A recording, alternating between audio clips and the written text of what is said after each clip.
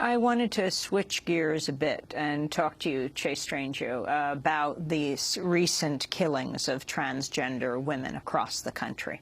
The body of Alicia Walker, a 20-year-old transgender woman missing for almost a year, was recently found in a crude grave in North Carolina. This comes amidst reports of 3 other black transgender women killed in Texas, Michigan, and Arizona. Shade Schuler, whose body was found in a Dallas field, Amber Monroe, who was shot and killed in a Detroit park, and Candace Capri, shot dead Tuesday night in Phoenix, Arizona. Now Tamara Dominguez of Kansas City, Missouri, has reportedly become the latest transgender woman murdered, bringing the total number to 17. Dominguez was 17 just this year. Dominguez was run over repeatedly in what's being investigated as a possible hate crime. People are calling this a national crisis.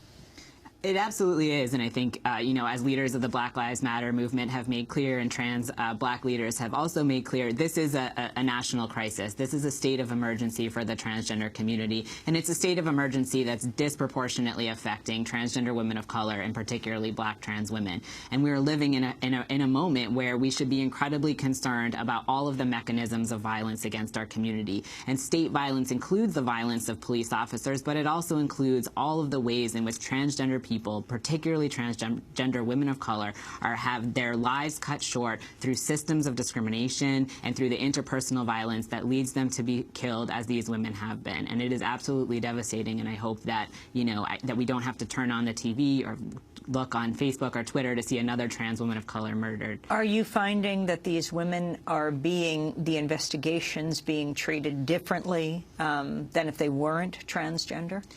Absolutely. I think in 2 critical ways. The first is that the media, the local media in particular, often misgenders the transgender women, calling them men, which is, itself contributes to the violence against them. And then the delays in bringing people to justice is also a concern for the transgender community. It's been 2 years since Elon Nettles was murdered right here in New York City, right here in Harlem, and it was a long time before any meaningful investigation was done, and people had to take to the streets over and over again. And of course, just bringing an individual to justice is not going to solve the problem of this violence, because it is systemic and it is institutional, and we really have to look at all of the ways in which transgender people, and black transgender women in particular, are cut off from systems of support. I wanted to go back for one moment to Chelsea Manning and the possibility of her facing